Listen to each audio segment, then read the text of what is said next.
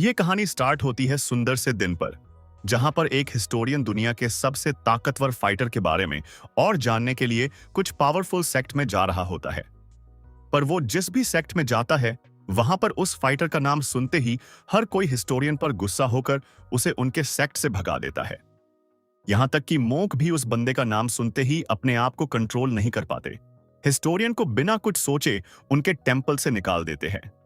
यहां तक कि वो हिस्टोरियन का क्लीन करने के लिए उस पर नमक भी छिड़कते हैं। उन सब की ये रिएक्शन देखकर हिस्टोरियन को समझ ही नहीं आता कि वो सब ऐसा क्यों कर रहे हैं, और हिस्ट्री के सबसे महान फाइटर के बारे में वो क्यों कुछ नहीं बोलना चाहते। इस बात का राज जानने के लिए हिस्टोरियन फाइनली बेगर सेक्ट के लीडर के पास जाता है। बेगर सेक्ट लीडर हिस्टोरियन की बात सुनते ही जोर जोर से हंसने लगता है। तो शाओलिन और हुबई वालों ने योनहो का नाम सुनते ही तुम्हें उनके सेक्ट से निकाल दिया? पर बच्चे, इस सब में उनकी भी कोई गलती नहीं है। योनहो का नाम सुनकर तो कोई भी सेक्ट ऐसा ही करेगा। आज दुनिया भले ही उसे एक महान फाइटर समझती है जिसने पूरे दुनिया को वॉर से बचाया, स्ट्रॉन्गेस्ट वॉरियर अंडर हेवन, पर वो हमेशा ऐसा नहीं था। तभी सीन 100 साल पीछे शिफ्ट होता है। ग्वांगडोंग सेक्ट। उतने में हमें 12 साल का योनहो दिखता है, जो अपने बिस्तर पर पड़े पड़े सब दुनिया में सबसे ताकतवर बनने का सपना देख रहा है। पर उसकी प्रॉब्लम यह है कि उसे पता है सब ज्यादा ताकतवर बनने के लिए उसे सबसे ज्यादा मेहनत करनी पड़ेगी। पर योनहो इतना ज्यादा आलसी है कि वो तो अपने बिस्तर के भी बाहर नहीं निकलना चाहता। और इस सब के बारे में सोचकर योनहो ढलते हुए सूरज की तरफ देखता है। कुछ टाइम तक ऐसे ही देखने के बाद योनहो तय करता है अब वो कुछ नहीं कर सकता, और इसीलिए वो फिर से घूमकर अपने बिस्तर में सोने चला जाता है। आज का दिन तो खत्म हो गया, अब मैं कल से मेरी ट्रेनिंग स्टार्ट करूंगा। उतने में योनहो के रूम में एक ओल्ड इंसान आता है, जो योनहो को सोता देख बहुत ज्यादा गुस्सा होता है। ओए घटिया लड़के, उठ जा।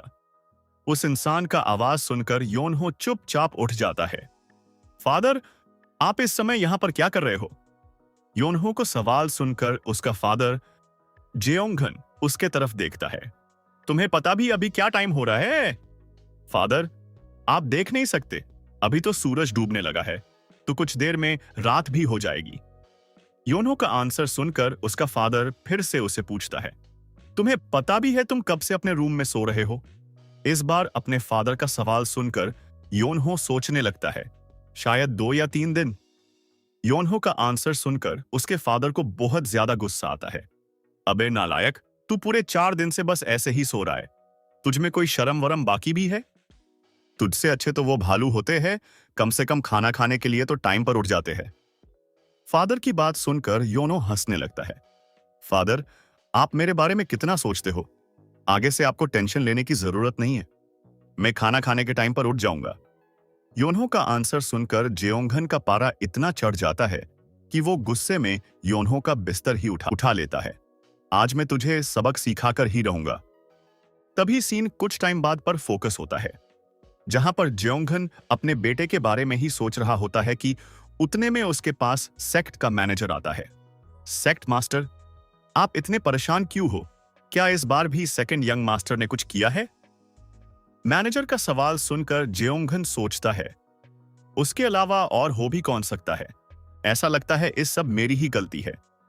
तभी में पास्ट का सीन दिखता है। जब योनहो 2 साल का था, तब उसके फादर उन्हें छोड़ 2 साल के लिए डीमन सेक्ट से फाइट करने के लिए चले गए। उन्हें लगा था उनकी ये सफर 2 साल में खत्म हो जाएगा, पर उसे खत्म होने में 8 साल लग गए। और जब वो वापस लौटे, तब सेक्ट में 2 चीजें बदल गई थी। फर्स्ट, उसके शांत वाइफ किसी भूखे टाइगर की तरह बन गई थी, और सेकंड, उसका छोटा बेटा जो अब ह्यूमन लिमिट से बहुत ज्यादा आलसी बन गया था। इस सब के बारे सोचकर जेओंगन और भी ज्यादा टेंशन में आ जाता है। पर तभी मैनेजर उसे फिर से आवाज देता है, सेक्ट लीडर, टेंशन लेने की कोई जरूरत नहीं है। क्या आप भूल गए, आज वो वापस आने वाला है? मैनेजर की बात सुनकर जेओंगन बहुत ज्यादा खुश हो जाता है। तुम सही बोल रहे हो, आज योनहो का बड़ा भाई वापस आने वाला है। वो आलसी योनहो इस पूरे दुनिया में बस उसी से डरता है। उतने में दूसरे साइड हमें योनहो दिखता है, जिसके पीछे उसका बड़ा भाई खड़ा है। उसका नाम सानहो है, और उसे देखते ही योनहो बहुत ज्यादा शॉक हो जाता है। बड़े भाई, तुम यहां पर क्या कर रहे हो? सॉरी, तुम कैसे हो? सानहो योनहो की तरफ देखता है। योनहो, कितने टाइम से तुम ऐसे ही सो रहे हो? सानहो का सवाल पहले तो योनहो को समझता नहीं है, पर तभी सानहो फिर से उसके तरफ और भी ज्यादा गुस्से में देखता है। इससे योनहो और भी ज्यादा डर जाता है। भाई, तुम जैसा सोच रहे हो वैसा कुछ भी नहीं है।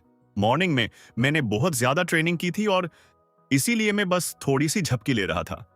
योनहो की बात सुनकर उसका भाई उसके तरफ देखता है। तो तुम बोल रहे हो कि तुम रोज ट्रेनिंग करते हो? अगर ऐसा है तो उस कैंडल को अपनी तकनीक से 2 पार्ट में डिवाइड करो। देखते हैं 3 सालों में कितना सीखे हो। अपने बड़े भाई की बात सुनकर योनहो उसकी तलवार उठा लेता है और सोच ही रहा होता कि अब वो क्या करेगा कि उतने में सानहो पीछे से उसे आवाज देता है। योनो, तुम किसका इंतजार कर रहे हो? मैंने बोला उस कैंडल को 2 हिस्सों में कट करो। सानहो का आर्डर सुनकर योनहो समझ जाता है कि अब उसके पास कोई चॉइस नहीं है और उसे जो कुछ भी आता है उसे उस कैंडल को कट करना ही पड़ेगा। तभी योनहो अपने ब्लेड के साथ आगे बढ़ता है और कुछ मूव्स करके कैंडल को कट करता है। पर जैसे ही योनो पीछे मुड़कर कैंडल को देखता है तो वो अब भी वैसे ही होती है। अब मैं क्या करूं? अब सानहो मुझे मार डालेगा। शायद आज मेरा आखिरी दिन है। योनो की तकनीक देखकर सानहो बहुत ज्यादा गुस्सा हो जाता है। 3 साल किसी भी तकनीक को मास्टर करके नेक्स्ट लेवल पर जाने के लिए काफी होते हैं, पर तुम तो जितने ताकतवर थे उससे भी ज्यादा कमजोर हो गए हो। बस इतना ही बोलकर सानहो वहां से चला जाता है। तभी कुछ देर बाद हमें योनहो की पूरी फैमिली दिखते हैं जो एक साथ खाना खा रहे होते हैं, पर अभी भी योनहो उसके भाई के ही बारे में सोच रहा होता है। उतने में उनका फादर सानहो की तरफ देखता है। सानहो, तुम्हारी मार्शल एकेडमी ट्रेनिंग कैसे चल रही है? क्या तुम्हें किसी बात कोई दिक्कत तो नहीं है? नहीं फादर, मेरी ट्रेनिंग एकदम सही जा रही है और वैसे ही हार्डवर्क के बिना कहां पर कोई कुछ हासिल कर सकता है। सानहो की बात सुनकर जेओंगन बहुत खुश होता है। तो सानहो, क्या तुम्हें कोई और प्रॉब्लम है? इस बार जेओंगन का सवाल सुनकर सानहो बोलता है, यस फादर, एक प्रॉब्लम है। योनहो। एमसी का नाम सुनते ही उनकी मदर और फादर दोनों टेंशन में आ जाते हैं। सबसे ज्यादा तो योनहो टेंशन में आ जाता है और सोचने लगता है, अब क्या हो गया? सानहो प्लीज मुझे घर से मत निकालो। उतने में सानहो बोलता है, फादर, मुझे लगता है योनहो को भी मेरी एकेडमी ज्वाइन करनी चाहिए। सानहो की बात सुनते ही एमसी पूरा पागल हो जाता है। नहीं, ऐसा कैसे हो सकता है? इसे अच्छा तो मुझे घर से निकाल दो। तभी प्रेजेंट में बेगर सेक्ट लीडर हिस्टोरियन को बताता है। यही से शुरुआत होती है हिस्ट्री के सबसे ताकतवर वॉरियर की। एक ऐसा वॉरियर जो आने वाले सालों में पूरी दुनिया को बदल के रख देगा। उस वक्त किसी को लगा भी नहीं था कि एक इतना ज्यादा आलसी लड़का कुछ सालों में पूरे दुनिया को हिलाकर रख देगा। तभी योनहो को जाता देख उसकी छोटी सिस्टर सूर्योन बहुत ज्यादा रोती है, पर योनहो का फादर बहुत ज्यादा खुश होता है। वो सब योनहो को रोकने की कोशिश भी नहीं करते और इसी तरह एमसी अपने बड़े भाई सानहो के साथ उसके जर्नी पर निकल जाता है। तभी कुछ देर चलने के बाद योनहो थक जाता है। सानहो, और कितनी देर हम ऐसे ही चलने वाले हैं? इस पर सानहो बोलता है, हमें और 10 दिन लगेंगे। अगर तुम्हें घोड़ा चलाना आता तो हम वहां पर 5 दिन में पहुंच जाते, पर खैर जो है सो है। सानहो की बात सुनकर योनहो को बहुत गुस्सा आता है। चलो ना, फिर आगे बढ़ने से पहले कहीं पर थोड़ी आराम करते हैं। इतनी देर घोड़ा चलाने के वजह से मैं बहुत ज्यादा थक गया हूं। मुझे कहीं पर सोना है। देखो, वहां पर एक पेड़ है, चलो वहां जाकर कुछ देर सोते हैं। जैसे ही सानहो उस पेड़ की तरफ देखता है तो उसे कुछ महसूस होता है और अपने घोड़े से नीचे उतर जाता है। कुछ कदम चलने के बाद जब सानहो उस पेड़ के पास पहुंचता है तो उसे वहां पर लोगों की डेड बॉडी दिखती है। वो बॉडीज देखकर योनहो बहुत ज्यादा डर जाता है, पर सानहो उस पर ज्यादा ध्यान नहीं देता। योनहो, ध्यान से देखो, इनके बॉडी पर जो मार्क है ये फ्लावर इंडल्जिंग प्लम तकनीक का निशान है। इसका मतलब ये काम सीओ जो का है, वो एक बहुत बड़ा रेपिस्ट है जो ऐसे इविल काम करता रहता है। उस रेपिस्ट के बारे में सुनकर योनहो बहुत ज्यादा शॉक हो जाता है। मतलब तुम बोल रहे हो कि वो रेपिस्ट अभी यही कहीं पर है? तभी सानहो बोलता है, वैसे तो वो लड़कियों की खोज में घूमता रहता है, पर यहां पर कोई भी लड़की नहीं है। इसका मतलब उसने जरूर इन लोगों को मारकर सारी लड़कियों को किडनैप कर लिया होगा। हमें जल्दी करना पड़ेगा, वो लड़कियां जरूर मुसीबत में होंगी। इतना बोलते ही सानहो एमसी को वहीं पर छोड़कर उन लड़कियों को बचाने के लिए निकल पड़ता है। ये देखकर योहो और भी ज्यादा डर जाता है। तुम मुझ इन डेड बॉडीज के साथ छोड़कर कहां पर जा रहे हो? मुझे बताकर तो जाओ कि मैं इन लोगों का क्या करूं। इतना चिल्लाने के बाद भी सानहो एक बार भी पीछे मुड़कर नहीं देखता और वहां से चला जाता है। वही दूसरी तरफ दो घोड़े और कुछ लोगों की बॉडीज देखकर योहो और भी ज्यादा टेंशन में आ जाता है। अब मैं अकेला यहां पर क्या करूं? तभी बहुत ज्यादा टाइम गुजरने के बाद भी सानहो वापस नहीं लौटता। इससे योहो और भी ज्यादा पैनिक करने लगता है। सानहो को वापस आने में इतना ज्यादा टाइम क्यों लग रहा है? कहीं उसे कुछ हो तो नहीं गया? नहीं, उसे कैसे क्या कुछ हो सकता है? वैसे भी ये टाइम उसके बारे में सोचने का नहीं है। मुझे जल्दी यहां से निकलना पड़ेगा, नहीं तो कोई जंगली जानवर मुझ पर अटैक कर सकता है। एमसी इस सब के बारे में सोच ही रहा था कि उतने में पीछे से जोर से बिजली गिरने की आवाज और भी थोड़ी ही देर में बहुत तेज बारिश होने लगती है। लगता है आज भगवान भी मेरे खिलाफ है। तभी कुछ देर बाद योहो उन बॉडीज को दो घोड़ों पर डालकर वहां से निकल जाता है।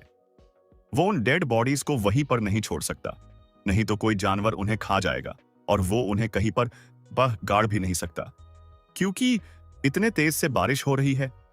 इस सब के बारे में सोचते सोचते योहो उन घोड़ों को आगे की ओर धकेल ही रहा था कि उतने में बहुत जोर से बिजली गिरती और उस आवाज को सुनकर एक घोड़ा डर जाता है और योहो को लात मार देता है। उस घोड़े के लात से योहो नीचे की ओर गिरने लगता है और ऐसे ही लुढ़कते हुए योहो सीधा जाकर एक गुफा में गिर जाता है। अब मैं ये कहां पर पहुंच गया? लगता है ये कोई गुफा है। रुको, इसका मतलब मेरे पास अब रहने के लिए एक जगह है। मैं पूरी रात यहां पर रुक सकता हूं।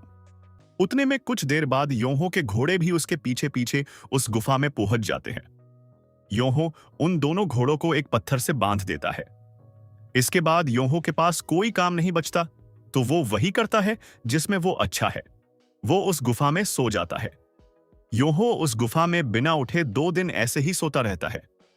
पर तभी तीसरे दिन अचानक उसके आसपास एक लाइट चमकने लगती है, जो धीरे धीरे उसकी पूरी बॉडी कवर कर लेती है और फिर उसे हवा में उठा लेती है। और फिर किसी अजीब तरीके से योहो उस गुफा के अंदर गायब हो जाता है। कुछ देर बाद जब एमसी अपने आंखें खोलता है तो उसके सामने बस एक दीवार होती है और यहां वहां सब जगह पर एक अजीब सा धुआं घूम रहा होता है। अब ये कौन सी जगह है? क्या मैं अभी भी कोई सपना देख रहा हूं? पर यह तो वही गुफा लग रही है जिसके अंदर मैं सो रहा था। योहो इस सब के बारे में सोच ही रहा था कि उतने उसे एक आवाज सुनाई देती है, जो सुनकर वो बहुत ज्यादा शॉक हो जाता है और डर के मारे नीचे गिर जाता है। पर जैसे ही खुद को संभाल कर योहो पर देखता है तो उसे ऊपर एक एनर्जी बॉल दिखता है, जिससे आवाज आती है, ह्यूमन, तुम्हारा यहां पर स्वागत है। अब से तुम मेरे सक्सेसर बनने वाले हो। मेरी रेडियंस स्वॉर्ड अब से तुम्हारी होगी। उस आवाज को सुनकर योहो उस बॉल से पूछता है, क्या तुम इस बॉल से मुझसे बात कर रहे हो? बच्चे, तुम ठीक समझ रहे हो। मैं एक मार्शल आर्टिस्ट हूं जो टाइम और स्पेस के परे जा चुका हूं और आज मैं तुम्हें मेरा सक्सेसर बनाना चाहता हूं। मेरी मार्शल आर्ट एक्सेप्ट करो और बाहर जाकर दुनिया पर राज करो। उस बॉल की बातें सुनकर योहो और भी ज्यादा डर जाता है। तुम घोस्ट हो, कोई मुझे इस घोस्ट से बचा लो प्लीज, मैंने कुछ नहीं किया है। बच्चे शांत हो जाओ, मैं तुम्हें कुछ नहीं करूंगा। मैं तो यहां पर तुम्हें मेरा स्टूडेंट बनाने आया हूं, तुम्हें बस मेरी विल एक्सेप्ट करनी है। इस बार बॉल की बातें सुनकर योहो सोचने लगता है, एक गुफा जगह पर कोई नहीं रहता और एक बॉल जो मुझसे बात कर रही है, इसका मतलब ये ऊपर वाले से मुझे एक चांस है। ऊपर वाला सच में चाहता है कि मैं दुनिया में सबसे ताकतवर बनूं। आखिरकार भगवान ने मुझे पहचान ही लिया। ये सब योहो सोच ही रहा था कि उतने में वो बॉल फिर से बोलती है, मेरे पास ज्यादा टाइम नहीं है। मेरी ब्लेड को एक्सेप्ट करो और मेरे अंडर ट्रेनिंग करो और मैं तुमसे वादा करता हूं, बस 30 साल ट्रेनिंग करने के बाद तुम दुनिया के सबसे ताकतवर इंसान बन जाओगे। इस बार 30 साल ट्रेनिंग के बारे में सुनकर योहो का मूड ऑफ हो जाता है। सॉरी बॉल, मुझे माफ कर देना, पर मुझे नहीं लगता मैं तुम्हारा सक्सेसर बनने के काबिल हूं। एक काम करो, किसी और को सिलेक्ट कर लो। योहो की बात सुनकर एनर्जी बॉल शॉक हो जाती है। बच्चे, तुम ये सब क्या बोल रहे हो? मेरे ट्रेनिंग से तुम दुनिया के सबसे ताकतवर इंसान बन सकते हो। मिस्टर बॉल, तुम्हारा ऑफर तो बहुत अच्छा है, पर 30 साल ट्रेनिंग करने से अच्छा मैं यहां से जाना पसंद करूंगा, तो तुम ये ऑफर किसी और को दे सकते हो। इतना बोलकर योहो वहां से भागने की कोशिश करता है, पर उसे ऐसा करता देख वो एनर्जी बॉल एक ओल्ड इंसान का शेप ले लेती है। रुको बच्चे, उस स्पिरिट की बात सुनकर योहो रुक जाता है। देखा मैं सही था, तुम जरूर कोई स्कैमर हो। मुझे फंसाने के लिए तुम एक बॉल बने, और अब जब तुम्हारा तरीका काम नहीं कर रहा है तो तुम अपने रियल बॉडी में वापस आ गए। योहो की बात सुनकर वो स्पिरिट उसे बताती है, मैं कोई स्कैमर नहीं हूं और ये मेरा स्पिरिट फॉर्म है। उस स्पिरिट की बात सुनकर एमसी कुछ देर सोचता है और फिर अचानक से उस स्पिरिट पर अटैक करता है। योहो का अटैक उस स्पिरिट के आर पार चला जाता है। यह देखकर योहो और भी ज्यादा डर जाता है। तुम घोस्ट हो, एक असली घोस्ट। योहो की बात सुनकर वो स्पिरिट उसे समझाती है, यह स्पिरिट आर्ट है और ये बस कुछ टॉप लेवल मार्शल आर्टिस्ट ही कर सकते हैं। इस पर योहो फिर से बोलता है, शायद मरने के बाद से आपका दिमाग काम नहीं कर रहा है। आप जिसे आर्ट बोल रहे हैं उन्हें हम घोस्ट बोलते हैं। एमसी की बात सुनकर स्पिरिट मास्टर को बहुत ज्यादा गुस्सा आता है। अबे बच्चे, क्या तुझे कुछ भी नहीं समझता? उतने में प्रेजेंट में बेगर सेक्ट लीडर हिस्टोरियन को बताता है, और ऐसे ही ग्रेट योहो अपने मास्टर से मिला। मास्टर की स्पिरिट आर्ट के बारे में सुनकर हिस्टोरियन शॉक हो जाता है।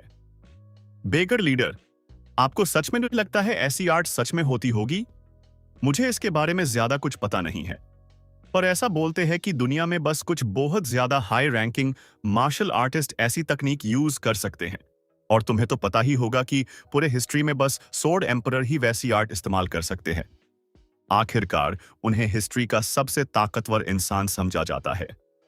सोर्ड एम्परर के बारे सुनकर हिस्टोरियन और भी ज्यादा कंफ्यूज हो जाता है, पर बेगर सेक्ट लीडर सोर्ड एम्परर तो मिस्टर योहो के भी 100 साल पहले जिंदा थे, तो वो मिस्टर योहो को उनकी आर्ट कैसे सिखा सकते हैं? बच्चे, इस सब के बारे में ज्यादा सोचने की कोई जरूरत नहीं है। हम ग्रेट बैक मुहान इंडियंस सोर्ड की बात कर रहे हैं, उनके लिए कुछ भी इम्पॉसिबल नहीं है। अगर ऐसा है तो मिस्टर योहो उनका नाम सुनते ही ट्रेनिंग के लिए मान गए होंगे ना? बच्चे, क्या तुम भूल गए हम हिस्ट्री के सबसे आलसी इंसान की बात कर रहे हैं? वो कुछ भी करने के लिए इतने आसानी से थोड़ी मान जाता। तभी पास्ट में हमें सोर्ड एम्परर दिखता है जो योहो पर जोर जोर से चिल्ला रहा होता है, तुम्हें मेरा स्टूडेंट बनना ही होगा। सॉरी ओल्ड इंसान, मैं इतने साल तक ट्रेनिंग करने के लिए तैयार नहीं हूं। मेरे पास और भी बहुत कुछ है करने के लिए, तो अब मैं यहां से जा रहा हूं, तो किसी और को पकड़ लेना। योहो की बात सुनकर सोर्ड एम्परर और भी ज्यादा गुस्सा हो जाता है। तुम्हें क्या लगता है मैं तुम्हें यहां से इतने आसानी से जाने दूंगा? इतना बोलते ही सोर्ड एम्परर अपने पावर से योहो के सामने एक बहुत बड़ी दीवार बना देता है। उस दीवार को देखकर योहो भी कंफ्यूज हो जाता है। अरे यार, अब मैं क्या करूंगा? योहो को कंफ्यूज देखकर सोर्ड एम्परर जोर जोर हंसने लगता है। बच्चे, अब तुम कुछ भी नहीं कर सकते। तुम्हारे करंट एबिलिटी के साथ तुम इस दीवार को ना ही तोड़ सकते हो, ना ही उठा सकते हो, पर अगर तुम मेरे अंडर ट्रेनिंग करो तो तुम इस दीवार को किसी पेपर की तरह काट सकते हो। सोर्ड एम्परर की बात सुनकर योहो कुछ देर सोचता है और फिर अपने पॉकेट में हाथ डालता है। बच्चे, मैं तुम्हें बता रहा हूं, तुम अपने एबिलिटी के साथ उस दीवार का कुछ नहीं बिगाड़ सकते। तभी सोर्ड एम्परर को अवॉइड करके योहो अपने ब्लेड से उस दीवार को खोदने लगता है। यह देखकर सोर्ड एम्परर और गुस्से में आ जाता है। ओए बच्चे, तुम ये सब क्या कर रहे हो? आपको दिख नहीं रहा मैं इस दीवार में एक होल कर रहा हूं, और आपके 30 साल ट्रेनिंग करने से अच्छा मैं इस दीवार में 2 साल में होल करके यहां से निकल जाऊंगा। एमसी की बात सुनकर मास्टर का दिमाग खराब हो जाता है। तो तुम बोल रहे हो कि तुम 2 साल तक उस दीवार में होल करते रहोगे? क्या तुम कोई पागल हो जैसे उसके घर से निकाल दिया है? बच्चे, बस एक बार मेरी बात सुनो। मेरे अंडर ट्रेनिंग करके देखो, मैं प्रॉमिस करता हूं तुम सच में बहुत ज्यादा ताकतवर बनोगे। चलो ठीक है, कैसा हो अगर तुम बस 20 साल के लिए मेरे अंडर ट्रेनिंग करो? मास्टर की बात सुनकर योहो दीवार खोदना बंद करता है। नहीं ओल्ड इंसान, 20 साल बहुत ज्यादा होता है। एक काम करो, ट्रेनिंग 3 साल की कर दो। योहो की बात सुनकर मास्टर को और भी ज्यादा गुस्सा आता है। क्या तुम मेरी पूरी मार्शल आर्ट बस 3 साल में सीखना चाहते हो? अगर मैं खुद भी वापस जिंदा हुआ तो 3 साल में मेरी मार्शल आर्ट नहीं सीख सकता। अगर ऐसा है तो हम कुछ नहीं कर सकते। इससे अच्छा मैं फिर से इस दीवार की खुदाई स्टार्ट करता हूं। फाइनली योहो की बात सुनकर मास्टर हार मान लेता है। 5 साल? बच्चे, मुझे बस तुम्हारे लाइफ के 5 साल दो और मैं तुम्हें दुनिया का सबसे ताकतवर इंसान बना दूंगा। इस बार मास्टर का ऑफर सुनकर योहो भी शॉक हो जाता है। बस 5 साल में दुनिया का सबसे ताकतवर इंसान? लगता है ये इंसान सच में फ्रॉड है और मुझे पूरा सच नहीं बता रहा है। कुछ नहीं, चलो ट्राई करके देखते हैं। इस सब के बारे में सोचकर एमसी मास्टर के ट्रेनिंग के लिए मान जाता है। ठीक है, मैं 5 साल के लिए आपकी ट्रेनिंग एक्सेप्ट करता हूं। अब तक एमसी को पता नहीं है कि मास्टर एक्चुअली में सोर्ड एम्परर है। तभी कुछ देर बाद हमें दिखता है कि योहो आराम से उस गुफा में सो रहा होता। यह देखकर मास्टर को बहुत ज्यादा गुस्सा आता है। अबे साले, तू और कितने देर सोने वाला है? अभी के अभी उठ जा। मास्टर, मैं बहुत ज्यादा थक गया और वैसे भी मैंने बहुत टाइम से कुछ खाया भी नहीं है। आप तो कब के मर गए हैं, तो आपको क्या पता ह्यूमनस को जिंदा रहने के लिए खाने और सोने की जरूरत होती है। योहो की बात सुनकर मास्टर भी ज्यादा गुस्सा हो जाता है, पर जैसे तैसे खुद को कंट्रोल कर लेते हैं। ठीक है, मुझे माफ करना, चलो अब तुम्हारी ट्रेनिंग स्टार्ट करते हैं। मास्टर की बात सुनकर योहो अधीसी नींद में बोलता है, ऐसे नींद से उठते ही कौन ट्रेनिंग करता है? क्या हम कुछ और नहीं कर सकते? एमसी की बातें सुनकर मास्टर और ज्यादा गुस्सा हो जाते हैं। अगर तुम ऐसा ही करते रहोगे तो तुम्हारी ट्रेनिंग 50 सालों में भी खत्म नहीं होगी। इस पर योहो बोलता है, इसका मतलब आप किसी काम के मास्टर नहीं हो। मुझे किसी अच्छे मास्टर की जरूरत है। योहो की हर बात मास्टर को किसी तीर की तरह लग रही थी, पर वो स्पिरिट फॉर्म में एमसी को कुछ नहीं कर सकते। इसीलिए वो इतने टाइम से चुप है। अगर वो उनके रियल बॉडी में होते तो अब तक योहो को 100 बार मार चुके होते, पर स्पिरिट फॉर्म में वो उसे कुछ नहीं कर सकते और इसका फायदा योहो उठा रहा है। उतने में एमसी मास्टर की तरफ देखता है। मास्टर, अपने वो इतनी बड़ी दीवार को कैसे क्या बनाया? जैसे अपने आप की पावर इस्तेमाल करके इतनी बड़ी दीवार बनाई, वैसे ही आप मेरी बॉडी कंट्रोल करके मुझे मार्शल आर्ट क्यों नहीं सिखाते? योहो की बात सुनकर अचानक मास्टर के दिमाग में एक आइडिया आती है और वो जोर जोर से हंसने लगते हैं। ये आइडिया मुझे पहले क्यों नहीं आई? इस तरह मैं इस बच्चे को ट्रेनिंग करने के लिए फोर्स कर सकता हूं। मास्टर की हरकतें देखकर एमसी बोलता है, ओल्ड इंसान, क्या हुआ? क्या इतने टाइम बाद तुम सच में पागल हो गए हो? योहो की बात सुनकर मास्टर बोलता है, कब से मैं यही सोच रहा था कि मेरे रियल बॉडी के बिना मैं तुम्हें कुछ नहीं कर सकता, पर ऐसा नहीं है। तुम्हारी वजह से अब फाइनली मुझे एक बात समझ गई है। मास्टर की हर बात योहो के सर के ऊपर से जाती है। उसे समझ ही नहीं रहा होता है कि सोर्ड एम्परर क्या बोल रहा है, पर तभी अचानक एक पत्थर योहो के पास से गुजरता है। बच्चे, अब मैं फाइनली मेरी बॉडी की बिना भी इन रॉक्स से तुम्हें ट्रेनिंग दे सकता हूँ। कब से तुम बहुत ज्यादा बोल रहे थे, क्योंकि मैं स्पिरिट फॉर्म में तुम्हारा कुछ नहीं बिगाड़ सकता, पर मैं तो भूल ही गया था कि मैं इस फॉर्म में भी रॉक्स को कंट्रोल कर सकता हूँ। मास्टर की बात सुनकर योहो बहुत ज्यादा डर जाता है। मास्टर, आप ऐसा नहीं कर सकते। आप ऐसी ही किसी छोटे से बच्चे पर पत्थर नहीं फेंक सकते। एमसी की बात सुनकर मास्टर किसी इविल डीमन की तरह स्माइल करता है। बच्चे, अब मैं जो चाहे वो कर सकता हूं। चलो फिर तुम्हारी रियल ट्रेनिंग स्टार्ट करते हैं। मास्टर की बात सुनकर योहो उन्हें रोकने की कोशिश करता है, पर उतने में मास्टर कुछ पत्थर उठाकर उसके तरफ फेंकने लगते हैं। इस दिन के बाद सोर्ड एम्परर बिना कोई ब्रेक दिए योहो को कंटिन्यू ट्रैंक देने लगे। योहो दिन भर तलवार चलाना सीखता और फिर रात के टाइम पर वो दोनों एक दूसरे से लड़ाई करते रहते थे। और जब भी योहो सोता तो सोने के बाद भी ड्रीम वर्ल्ड में उसकी ट्रेनिंग ऐसी ही चलती रहती। मास्टर की वजह से उसकी ट्रेनिंग हर पल ऐसे ही चलती रही और देखते देखते कुछ ही टाइम में योहो की स्किल्स और अच्छी होती गई। मास्टर के अंडर योहो को आराम करने का कोई मौका ही नहीं मिला और ऐसी ही योहो के ट्रेनिंग के 5 साल जल्दी ही खत्म हो गए। तभी हमें 5 साल बाद का योहो दिखता है, जो उस गुफा की दीवार बिना किसी दिक्कत के उठा लेता है और फिर वहां से बाहर निकल जाता है। और यही से स्टार्ट होता है legend on off strongest warrior under heaven.